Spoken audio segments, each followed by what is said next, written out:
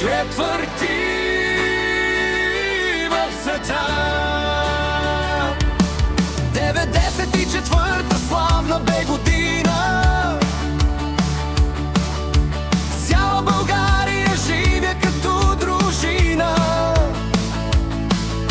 Пеневка са момчета, вярвайте до край, и тръгнахме към славата с българския план.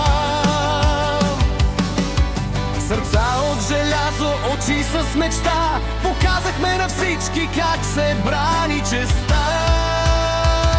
Оле, България, песента лети за героите наши, сърцето гори, четвърти в света, но първи за нас, българският лъв не прекланя глава.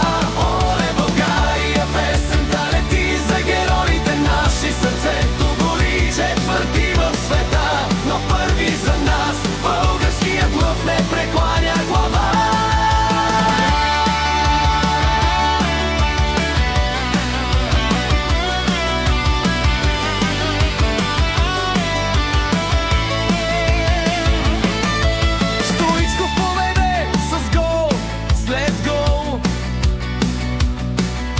Левия си крак променяше всеки двубой. Боби на вратата като истинска стена, спасяваше България със силна ръка. Трифон Иванов с лъвско сърце, не минаваше никой пред него, не.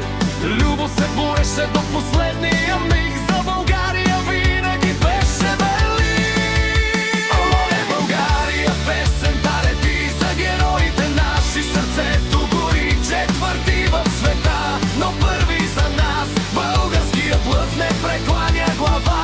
Оле, България, песента лети за героите наши, сърцето гори, четвърти в света, но първи за нас, българският лъв не прекланя глава.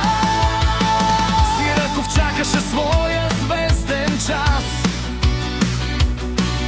Емо носеше надежда за всеки от нас. Лечков полетя с глава към върха,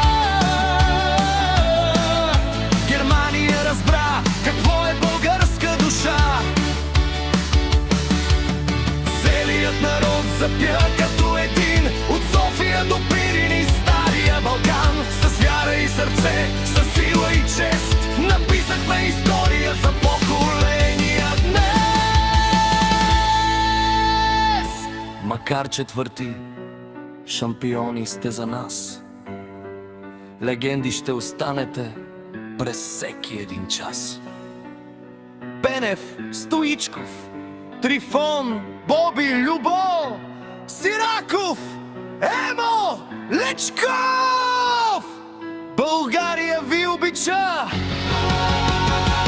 Оле, България, песента лети, славата от тебе ще ви пещър ще гори, четвърти в света, но първи